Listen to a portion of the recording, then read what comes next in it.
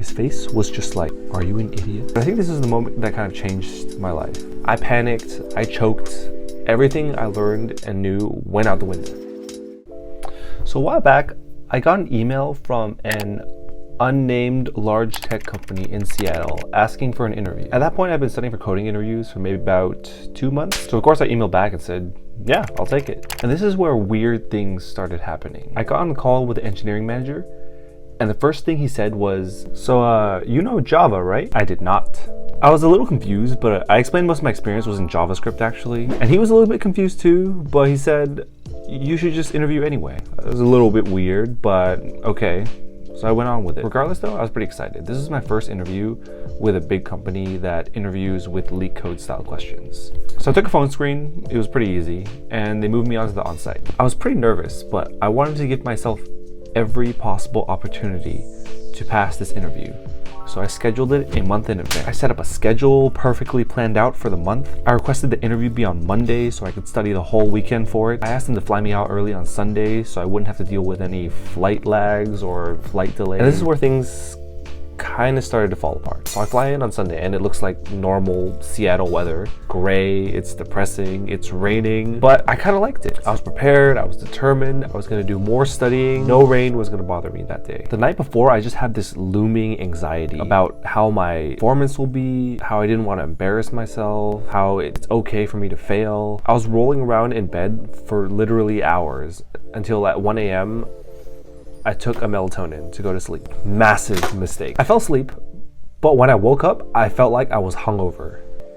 So I get to my interview building, I walk into the interview room, and I meet my first interviewer. So it's going well, he's asking me behavioral questions, I'm sharing my stories, he seems pretty into it. And then it came time for the actual coding question. So I can't share the question, but trust me when I say it was an easy leak code question. I panicked, I choked, everything I learned and knew went out the window. It was a true blank out moment. And when you have those in interviews, it's really hard to recover because of all the pressure of someone watching you work and you having to think on the spot. He asked me what speed my algorithm would run at. And of course, it was extremely slow. And when I told him the speed, it's like I told him the most offensive thing he's ever heard. His face was just like, are you an idiot?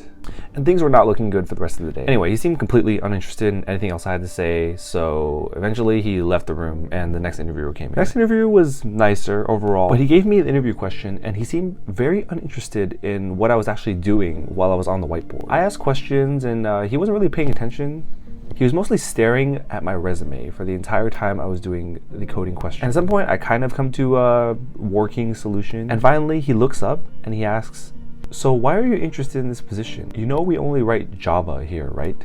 That's when I think back to that first call about the Java versus JavaScript. It sounded like they tried to recruit the wrong person, but had gone too far in the process and they were just like, whatever. Anyways, he didn't care about my solution. He just took a picture of my code and then left the room. The rest of the interviews were irrelevant. I did okay in them, but we already kind of knew what happened. So when my final interviewer led me out of the room, I just felt so emotionally drained and dejected. The gloominess and the cloudiness outside that was kind of nice at first just turned into a depressing, gray, rainy day in Seattle. I took the Uber to the airport and then my flight had a 4-hour delay. I didn't get home till like midnight and I still had to work the next day because it was a Monday. That was the moment when I thought, maybe this isn't it for me. When I got home, I did some reflection. For the rest of the week, I kind of just took it easy and thought about my experience and about what I wanted to do next. It's like I was training for a few months for a goal that I didn't achieve, and I had nothing to show for it in the end. But I think this is the moment that kind of changed my life. I remember reading the book Principles by Ray Dalio. In that book, he said something that really resonated with me. If you only limit your goals to what you can achieve, you're setting the bar way too low. You only need to succeed once to win. So this was a stepping stone for me. I needed to improve my skills with time pressure and with social pressure during interviews. I needed to improve my communication skills. But most importantly, I couldn't let one failure define who I was. If someone interviewing you is looking down on you because you can't solve a stupid coding puzzle, then it's their fault and not yours. I eventually was able to pass and succeed at a lot of interviews down the line, each one getting better and better every time from experience. So if you're struggling with interviews, just remember that you're making progress and don't let the failures get you down, especially if you just failed an interview that you really want. This is the kind of thing I needed to hear that day when I was sitting in the airport waiting for my flight, wallowing in my sadness. Hopefully this resonates with you too.